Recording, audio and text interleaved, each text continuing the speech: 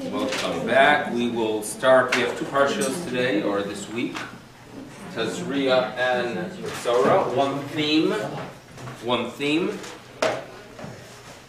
and one difficult topic to address. We study the book of Bereshit. We study the story of the Genesis. We study about the matriarchs, the patriarchs, Adam and Eve. We have so much material that we could go ahead and revisit on an annual basis and find more meaning. And then we come to a parsha like Tzaras, and we sit there throughout the Kriyas Torah and we hear different types of afflictions and different sizes and colors and hair colors growing in some kind of skin ailment. And we're sitting there in shul and we're trying to figure out, okay, how exactly does this relate to my life? Yeah, I was once actually at a dermatologist, and I remember seeing some pictures on the wall. It reminded me of Tzaras, but you don't really relate to it. You have a little bit of a difficulty dealing with this portion. And what we have to remember is really the system of layers. The system of layers. The Almighty hands us a book 3,400 years ago. And He says, with this book, you shall live. Find meaning in it. It should guide you in your life. We know very well that the way our religion, this religion that really doesn't change, right? With the way the religion is practiced today is not the way it was practiced 100 years ago. And not the way it was practiced 500 years ago. Now, what do I mean? It's the same Torah, right? It's the same Shabbos. But every era has its own flavor and its own requirements. You know, a simple example would be, you're familiar with the concept of piyutim? Piyutim, that here we go. We have a shmonesrei, a repetition of a shmonesrei, a structure that dates back to Talmudic times. And we Ashkenazim, God bless us, about 900 years ago, decided to insert different prayers or different sayings into the Shemona Esrei, and it expanded our Shemona Esrei. Expanded greatly. Our Rosh Hashanah Yom Kippur, right? Theoretically, the repetition should take the same amount of time as Shemona Esrei takes, not any longer. But it was infused with these piyutim and with these sayings. And on every single Shabbos, and on Yom Tif, and on the four Parshias, we Ashkenazim loaded, and the version, even the shuls that the Nebuch have to say them all, that's a lighter version of the original ones, meaning many of them were already taken out.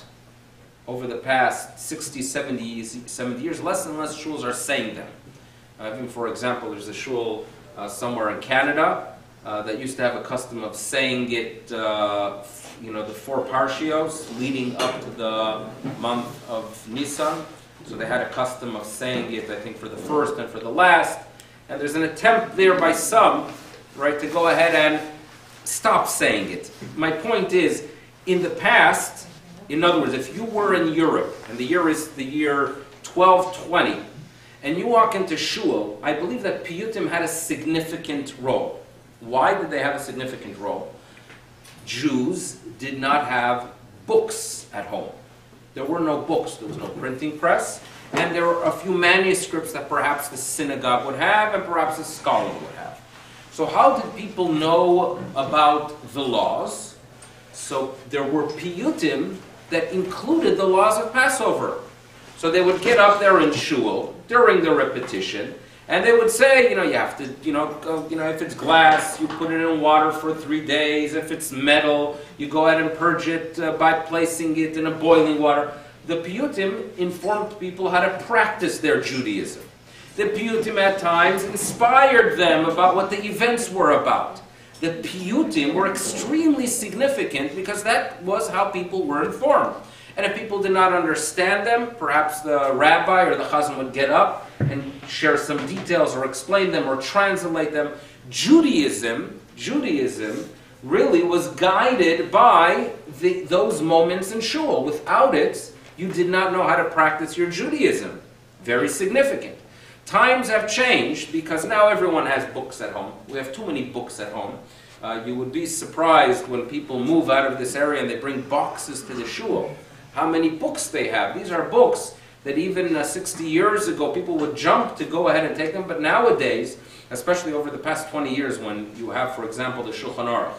The Shulchan Aruch, up until 15 years ago, the traditional one I would purchase in a bookstore would basically be a photocopy of the 1880 edition from Vilna. So the typeset and the letters that were all broken, every single letter, if you look carefully at the old Shulchan Aruch, not one letter is complete. The mistakes, things were not in the ideal way a printed book should be.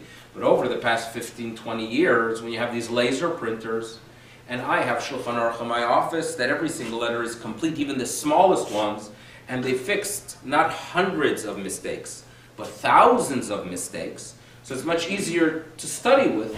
And if you're going to hand me, if I'm going to spend time using a modern book, an updated book, one that's easier for the eye and easier for the brain, and then you're going to hand me one of those older books, I'm not going to be able to deal with it. It will be too hard because I'm going to have to retrain myself to look, to put together, to fix letters and fix text. Very overwhelming. You know, there was a book, The Tur, Rabbi Yaakov Bala Turim, a 14th century halachic text used by everyone. The printed edition, starting in the beginning of the 16th century, had hundreds of mistakes. And there were rabbis who used to put out books. This is in the 19th and in the 20th century. A book, the title of the book was The Mistakes in the Tur. And basically mistakes meaning printing errors. And some of them were fascinating ones. You know, for example, there was censorship. And the censorship was usually instituted by Jews who would read the text and pick up what perhaps will be viewed as unfavorable towards the Gentiles, and they would adjust it. So, for example, the word min means a heretic.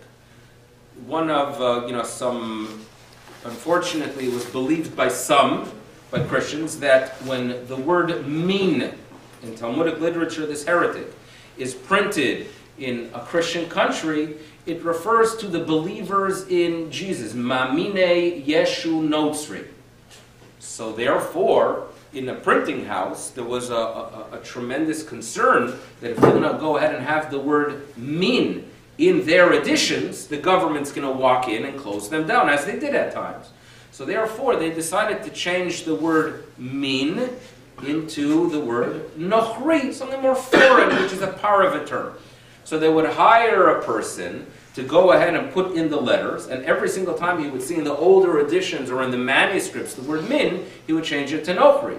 But the result is that you open the Tur, and it's talking about, and it's a context of talking about a bean, and in the old editions, it says it was a min kitnios, a type. The word min means a type of kitnios. But the person changing it saw the word min, he goes, aha, so nochri kitnios. And then you have commentators wondering what exactly is a nochri kitnios. But those are mistakes that took place in the past. So, we are in a new world. Times change. Perhaps today, Judaism, the focus is different. But without a doubt, when the Talmud tells us that in the days of the temple, you would approach the average 6-year-old girl or boy, and you would ask them about the laws of purity and impurity. And if you would ask them, what happens if I have a spoon, right, that was in a house where there was a corpse, or it was next to a house and a corpse, but there was a roof covering the two, the child would know these laws. Why would the child know the laws of purity and impurity? Because Judaism was all about access to the temple, visiting the temple in Yerushalayim. Shalosh Regalim, that was their identity, the pilgrimage to Jerusalem. And they knew very well that if they came in contact with a corpse or something impure, it would affect their status and their inability to ascend the Temple Mount. So there was a tremendous energy and effort, and today the 3-year-old child will know that if you ask them the blessing for checks, they'll ask you, is it a corn checks or a rice checks or a wheat checks? They will know that there are differences. In those days, their information, their knowledge was not the different types of food. They all ate the same thing day in, day out, but it was more regarding the laws of purity and impurity. Times change, the emphasis changes. That's a reality, and that's how we have to know how to adjust in every era. What is the emphasis of our Judaism? In other words, the concept of menschlichkeit, right? The awareness not to speak Lashon Hara. Believe it or not, that's something that's modern. It is a wonderful new modern view of Judaism because the laws of Lashon Hara are in the Talmud. But there was never a book to go to. In other words, someone asks me a question. Can you give me information about so-and-so? I'm interested in entering into a business partnership with them. I want to know about a shidduch. So you're in a very difficult situation here. Because sometimes if you share too much information, you are a destructive being. Sometimes if you don't share enough information, you are a destructive being. There's nowhere to hide and there's nowhere to run. When you are asked such questions, you have to deal with them. You need guidance. What should I say? What should I not say? So what do I do? So if I'm living in the year 1515, 1650, 1750, I don't have a book. I really don't have something guiding me. I know that the Talmud addresses it. And I know that there are, among the Rishonim, the earlier authorities, here and there they make reference, but I don't have all that information in my hand. So what happens? So comes the Chafetz Chaim, towards the end of the 19th century, and puts out together a book about the laws of Lashon Hara, what you should say, what you should not say. And we live by it. And therefore there's an awareness that every little boy, every little girl, age 4, will tell you, I can't tell you it's Lashon Hara. Or if the older sibling tells mom that they did something wrong, they'll know it's Lashon Hara. There's an awareness of misuse, perhaps, but the awareness indicates that there's some kind of change. Now, I would like to visit the first temple period, the Beis HaMikdash Harishon, and obviously, Tzaraat was in play. There are stories in the Tanakh, kings of Israel, even non-Jewish generals that had this Tzaraat. So obviously, it is something that was significant during that period of time. And therefore, the text to us doesn't seem so relevant, and we struggle a little bit with meaning, but we understand very well that this is a book that has many, many layers.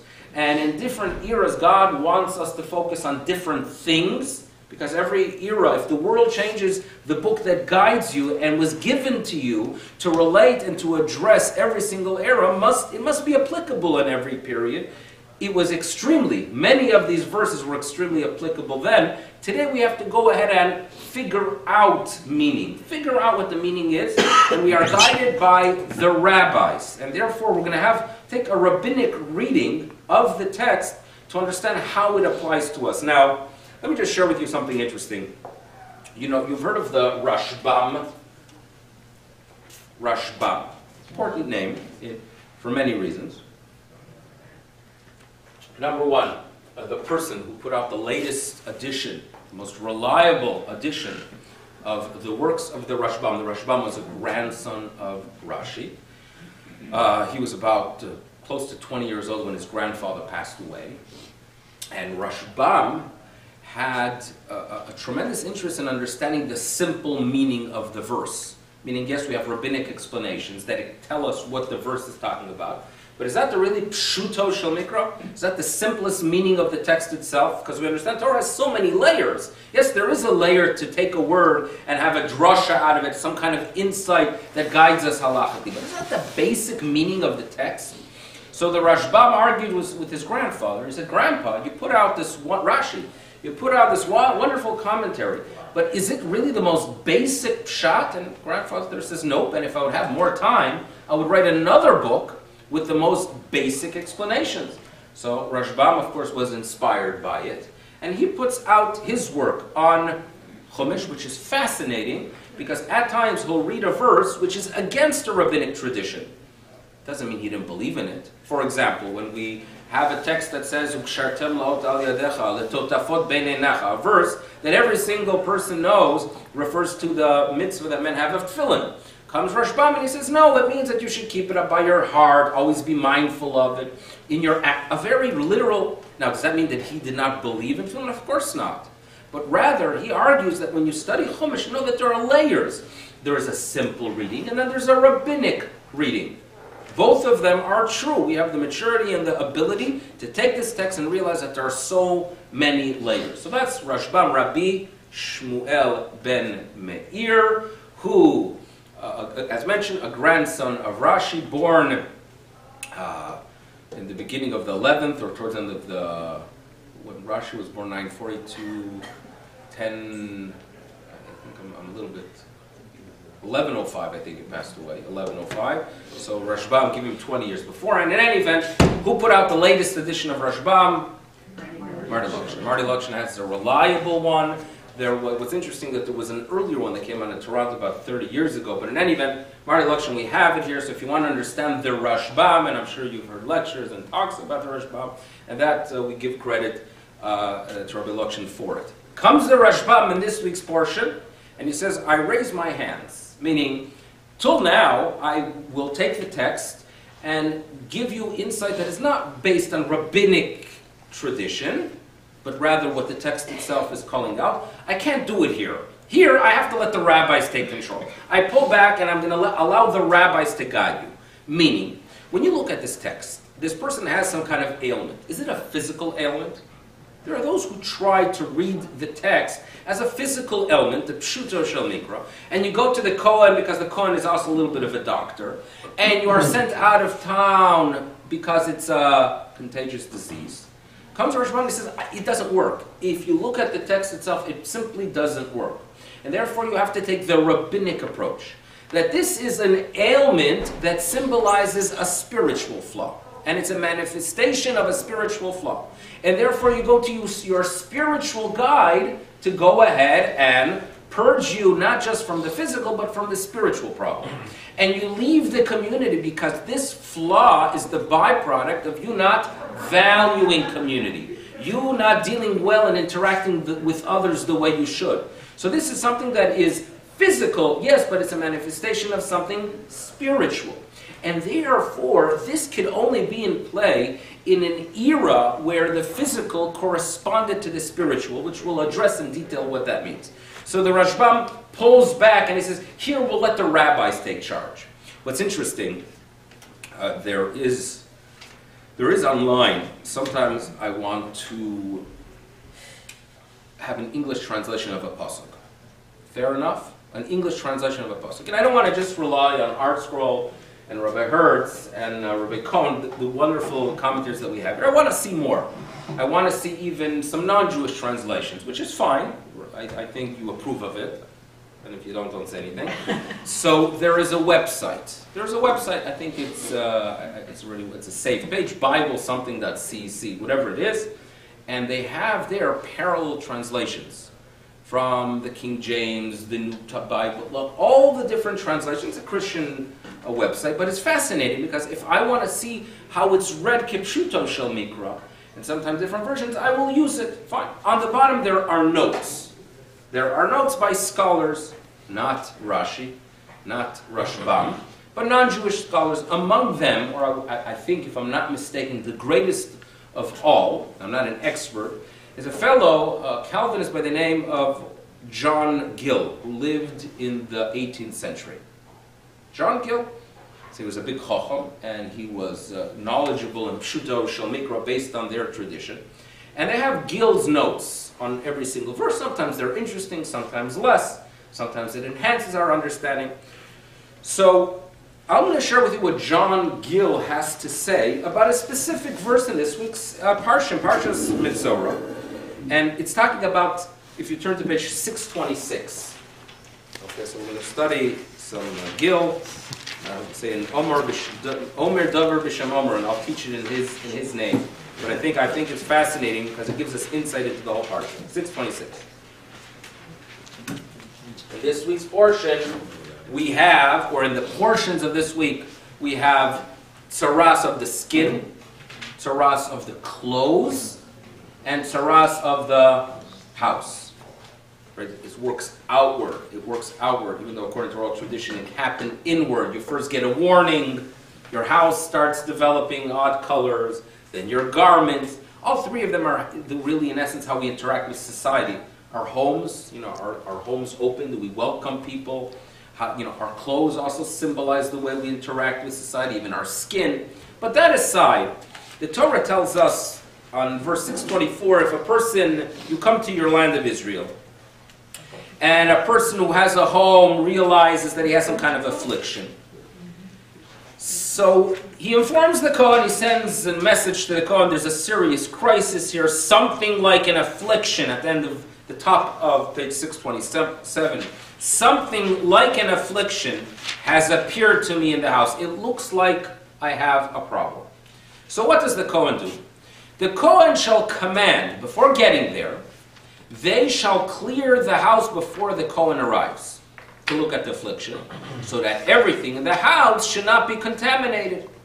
Meaning the first thing he does is he informs them, okay, you have valuables at home, get everything out. Just get whatever you could out.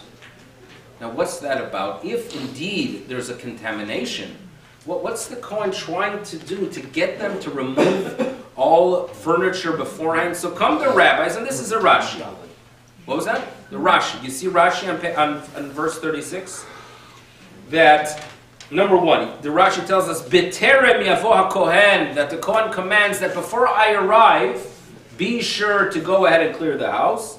Because Shekol Zman, before the time She'en Kohen Nizkaklo, before the Kohen observes the house, Ein Sham Torah Tuma, there is no issue of Tuma. Meaning if he doesn't see it, there is no problem. If the Kohen sees it, then there's a problem. Now let me ask you a question. If a person has a contagious disease, right, would you say, I'm afraid that it's contagious, so I delayed my doctor appointment to go to the party. There's a big party tonight, right?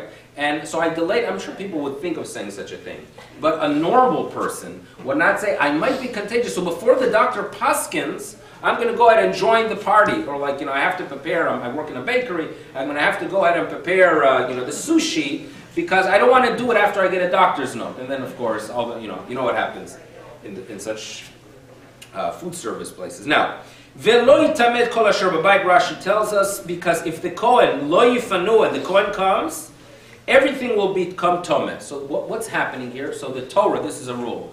HaTorah chasa al mamonam shel Yisrael. The Almighty does not want us to waste our money, to throw out vessels. Meaning, if let's say you have earthenware vessels cannot be purified. If you have them in the house, and the Kohen walks in, and he says, aha, you see that wall there? You see that the discoloration? It's a saras. Everything in the house becomes tameh. So if it's a metal utensil, a nice frying pan, you could go ahead and dip it in the mikveh to purify it. If we're dealing with knives, you could go ahead and purify it. But if you have earthenware vessels, you cannot kasher them. And if the Kohen declares that the house is impure, while those vessels are inside, finished, you will never be able to use it. HaTorah chasa al mamonam shel Yisrael. The Torah warns us to be careful with the property of the Jewish people. This is a warning, by the way, to rabbis. In other words, I mentioned before that in the laws of Lashon Hara, you can't play it safe. In the laws of Kashrut, by the way, you can't play it safe either. Meaning, if someone comes to me with a shaila, right, about a specific chicken, and the shaila is if it's kosher or not, I cannot go ahead and say, you know what, let's just play it safe, throw it out. Throw it out. I can't say that chickens are expensive, especially now they're going to go up in price because chai chickens closed in stores. So, I'm here to inform bad news, I'm sorry. Oh yeah, you just broke. Right, I shouldn't do that. But in any event, the point is, a rabbi has a responsibility of researching, and if indeed he could find a way to be lenient, he must do that. Why? Because to go ahead and be machmer and say, you know what, just throw it out, that's wrong. HaTorah chasa al mamonam shel Yisrael. The Rebbeinu Shalom wants us to be sensitive to property of the Jewish people. You're not just machmer. Now sometimes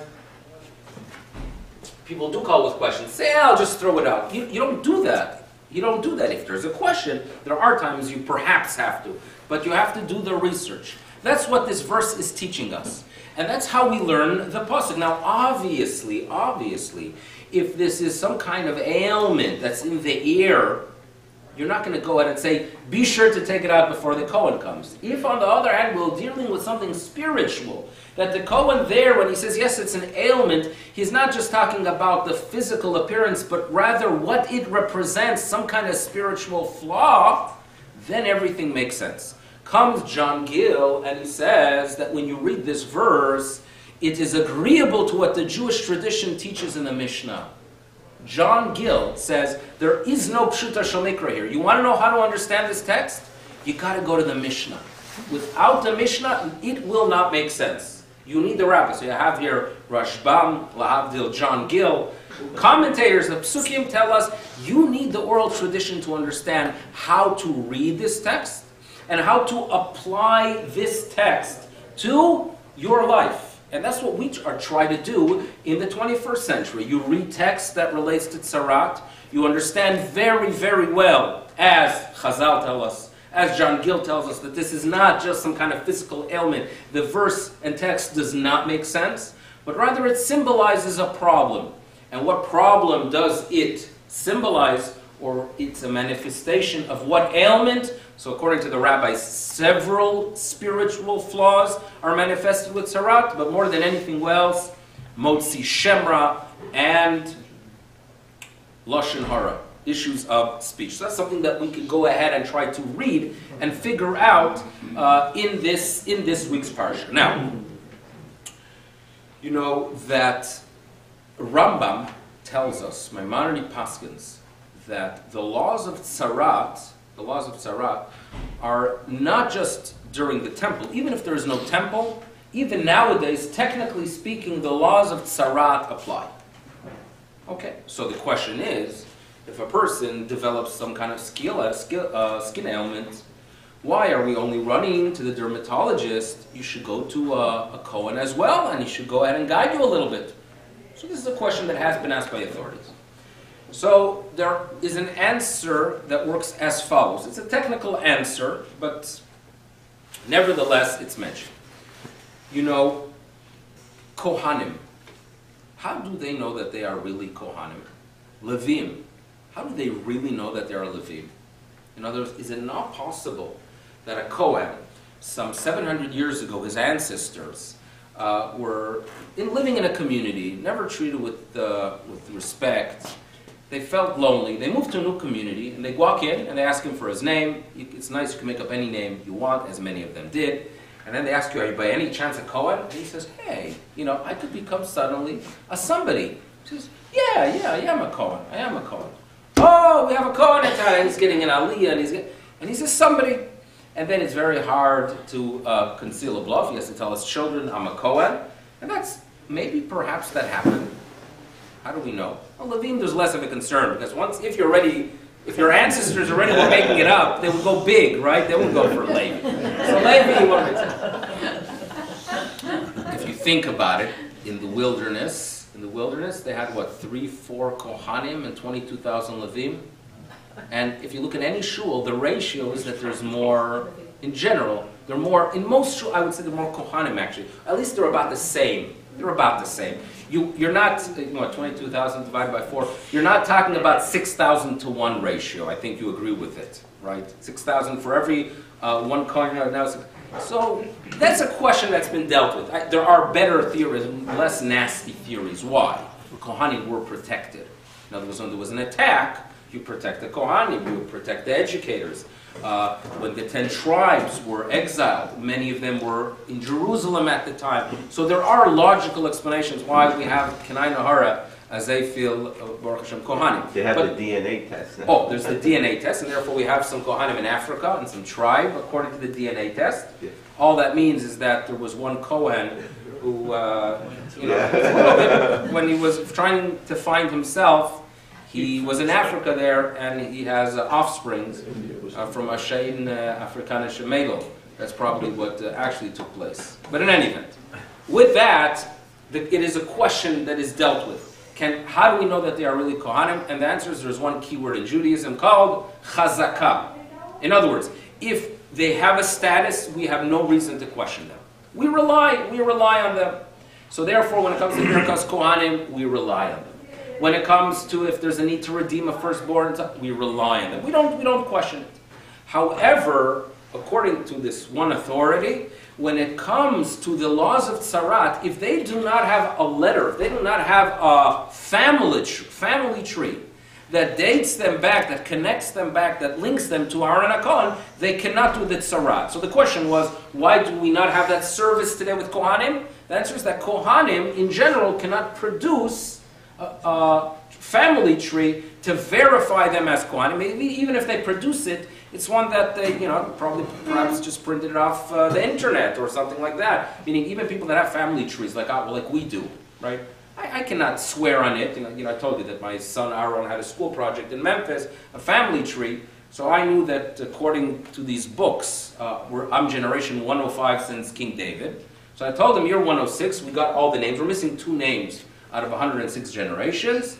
And again, the research was not like I did all the research. These are old books that existed. And therefore, I have a link until the 17th, 18th century.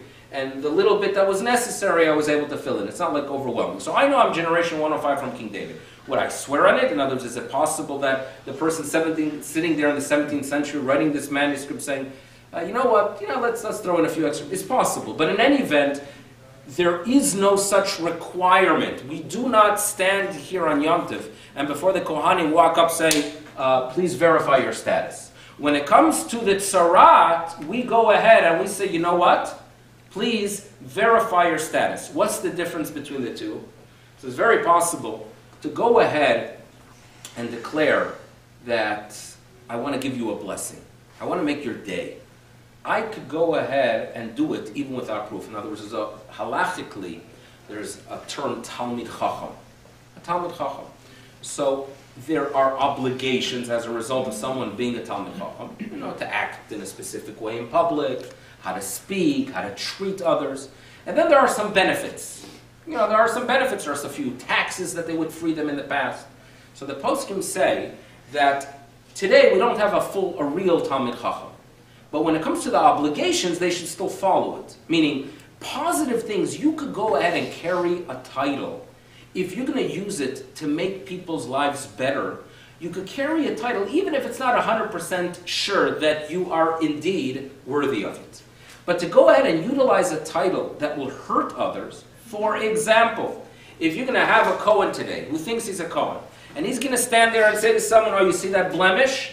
You have tzarad, get out of the city. You're not pure. Those words are very harmful. To hurt someone, in other words, at times, unfortunately, it's necessary, you better be sure that you are really a Kohen. If you're not the real thing, don't go ahead and say something that will cause damage and harm to others. To compliment someone, to give brachas, people you've met in Israel that you give them a little bit of money and they give you a full bucket of brachas. You should be benched and you don't mind taking it. In other words, I'll take it. Odds are, yes, that just another person and another tool of fooling these Americans that are here at the Kotel. But to take blessings, it never hurts. It never hurts. And why not? And say Amen. And this is what the Talmud says. Al tia birkas hedyot kala beinach. A blessing given from anyone, take it. But when it comes to words that say, when someone declares, you know what, you're not totally pure, you better be sure that they're 100% pure. They better have a letter verifying. You better be sure that this is a person that is 100% doing it for the sake of heaven. And this is a good attitude, I think, in general in life. When you are dealing with others, saying good things to others, you don't need to have clear-cut evidence. To be positive, you don't need clear-cut. You don't have to have every footnote in place and every source before you give a blessing and say words that are optimistic. If you want to go ahead and be negative, you better do your research. You want to go ahead and say that something is trev or someone is trev, you better know very well what you are talking about. So this is one message we could take away, besides the message of tzaras, of lashon hara. But there's one other topic that is quite fascinating. During the Second Temple period, we no longer have a record of tzarat, of inflictions on houses, on garments, on people. Notes the Sforno that there was a switch in the relationship the people of Israel have with God. In other words, if, let's say, a person actually one day says something nasty about someone else, and the next day he wakes up in his Armani suit, develops some kind of blemish. And we're not talking about something that you could go to the dry cleaners and take out, something that you have to cut out, and goodbye Armani suit, correct? If that happens the day after you spoke negatively about your neighbor, you know what that is? That is called hashgacha pratis. That God is sitting there, and He's not just watching you, observing and taking notes about your good deeds and misdeeds, but He's getting involved in your life. He's getting involved in your life. And He said, aha, this guy, I got to go ahead, and He calls the angel that's in charge of the Armanis, and He says to him, you go ahead and afflict this guy's garment. That is hashgacha pratis. Fine. Notice this Sforno, this concept of hashgacha pratis was only in existence when the nation was on a high spiritual level. Like First Temple period. Now they struggled. It's not to mean that they were all righteous. We know that there was paganism. But it was always a tension between with God and without God, that when they were with God, it was a high-level connection. After the era of prophecy came to an end, and during the Second Temple period and on, notice for now, we no longer have it. Not all Jews are under this level of hashgacha pratis. Meaning, for someone to go ahead and declare, that happened to me because God watched over me. I walked into the store and I needed to purchase raspberries, and it happened to be that I walked into No Frills when they had a sale that it was only $1 for a pound, and it was hashgacha pratis. No Sforno, you can't say that anymore. That's what the Sforno says. Now, comes the Rambam. The Rambam clarifies that it depends. That if, let's say, a person is on a very high spiritual level, he meditates about God, he's very cautious with what he says, he thinks of Torah, and he's sensitive to humanity, he becomes a tzaddik, such a person, even today, can merit hashgacha pratis. The average person, forget it. And just as the Rambam says, when a spider goes ahead and makes its web, God does not sit there and say, spider, make your web specifically on that branch. Just as a leaf that is blowing in the wind, it is not God that says to the leaf, go ahead and land on a specific place, or a snowflake to land on a specific car. So too, when it comes to people, the masses, they have hashgacha klolis. That's general. So that's the traditional philosophy of the Rishon, Ramban, Rabbeinu Bechya. Fine. Then comes the Baal Shem Tov, 18th century. And he notes that things are actually not like that, but rather there's hashgacha pratis on everyone and everything. And anything that ever occurred to you, or a spider, don't get too excited, is guided, and God determined it. So if indeed you walk into the store, right, it was hashgacha pratis. Now you find these are two different schools. And the Kabbalists, as you can imagine, the Chassidim, are going to follow the teachings of the Baal Shem Tov over the teachings of Rambam. Those who are more rational, and not to say that, but those who follow the rational school would tell you that if the Rambam says otherwise, you're not going to go ahead and trump the Baal Shem Tov over the Rambam. And there are two schools that are in play in the Jewish world today. That you will find people in the city of Toronto that are going to go ahead and talk about their hashgacha pratis right and left. And then there are those that realize that to declare hashgacha pratis is basically notifying others that I am on a very high spiritual level. Because if I follow the Rambam, I believe that hashgacha pratis is there for those who are indeed extremely righteous. So I'm not going to go ahead and declare I am extremely righteous. I'm not going to say that. So therefore there are things that are random. Now, in the Jewish world and in the younger generation, you'll find that the Baal Shem Tov approach is easier accepted. There's something more comforting. Number two, it's easier to deal with prayer. In other words, according to the Rambam's approach, you have to analyze how does prayer work. So you have to say that it must be that if I meditate during my Shemon Esrei, perhaps I could grow spiritually and, at least in some areas, merit hashgacha pratis. It's a little bit more complex with the Rambam's approach. If you take the Baal Shem Tov's approach, on the other hand, that everything taking place, that there is nothing that's a coincidence, and if the pen, falls on the floor, and if you get that amount of coffee in your cup instead of that amount, that everything is hashgacha pratis, things are a little bit easier. You don't have to think about it so much. At least I give you an idea to the world out there why you will find some people talking about it so much, right, and giving you stories of hashgacha pratis, and others not. It's the byproduct of different schools. Just be aware of it, and it is something that really has its root in this week's portion. This is a portion, once we accept that this sarad is not a physical ailment. You're not turning to the doctor, you're turning to the Kohen.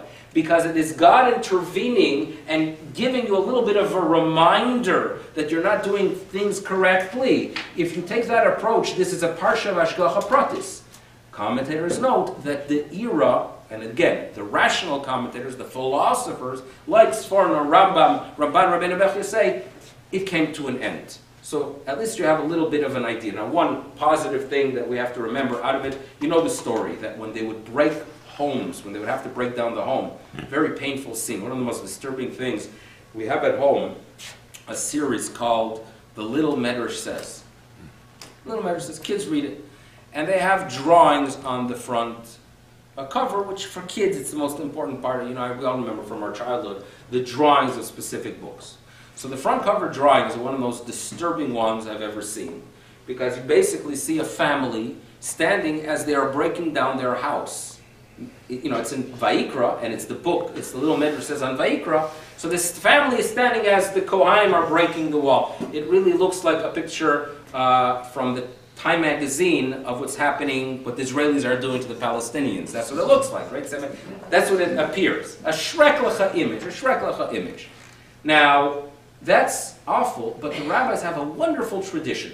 And the wonderful tradition is that after they would break down the home, what would they find? Gold and silver and precious metals that were concealed by the earlier dwellers of the land of Israel, who hid it knowing that the Jews are coming, and you would find it, meaning there's a happy ending. There's a happy ending, fine. In addition, when the purification of the Mitzorah is done, they take two birds. One of them remains alive, the other one they would slaughter, and they would dip the live bird in the blood of the slaughtered one. And he would be free. And both of them symbolize the same thing, that we go through difficulty in life. We go through difficulty. But eventually, if we use it correctly, it's an opportunity of growth. A house being destroyed is awful. But eventually, there's silver and gold there. And if we merit, we somehow grow spiritually from difficult occasions. The bird flying away, a symbol of freedom, but it's a freedom that came through blood, meaning the death of, the death of the other bird, the slaughter of the other bird, that somehow there's a spiritual growth. And, we go through pain in life. That's the human condition. There's pain, losing. But sometimes there's a growth. There's something that we recognize what life is about. We recognize why we are here. And therefore we benefit from it in some ways. We don't benefit physically. It's not that we become wealthier. But there's a spiritual growth. And the spiritual growth, especially when it relates to a passing of a loved one, is a schus. When we talk about a schus for the neshama, what does that really mean? It means that if I become a better person, if I value life more, value people more, value tradition more, and I got inspired by an awful event that my father passed away, so what's the result? The result is that his passing away made the world a better place. So my good deeds are indeed a schus for the neshama. And that's a little bit, I see at least the symbolism of the bird flying away after the difficulty, the house being destroyed. That's how I see, at least to end on a positive note, that hopefully the difficulties, and this is a difficult portion, skin ailments are not fun, Armani suits being destroyed are not fun, houses being destroyed are not fun, but hopefully there's the gold and the silver that we can take with us from this parsha. Thank you so much for coming. Thank you for those who kept me awake during this parsha, L'chaim, and a good day, everybody.